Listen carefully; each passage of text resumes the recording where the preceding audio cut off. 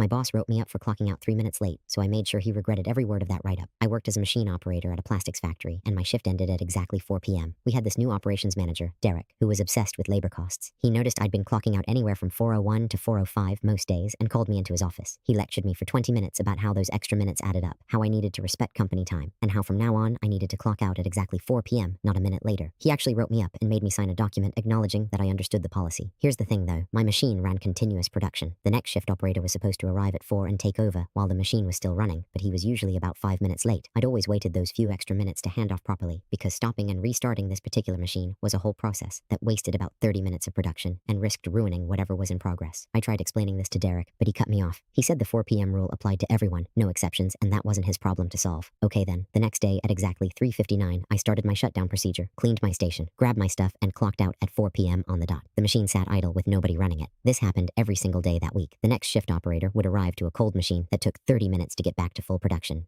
By Friday, Derek stormed onto the floor demanding to know why production numbers had tanked. The plant manager got involved, pulled the reports, and saw we were losing roughly 2.5 hours of production daily. That's when Derek tried to blame me. I pulled out my signed write-up stating I must clock out at exactly 4 p.m. The plant manager asked Derek why he'd implemented a policy that guaranteed production gaps. Long story short, Derek got demoted within a month. Apparently, that week of downtime cost them nearly $50,000 in missed production quotas and penalty fees to clients. I got my write-up removed from my file, and the new manager implemented a 15-minute overlap policy with actual coverage requirements. Turns out, following the rules exactly as written works pretty well for me.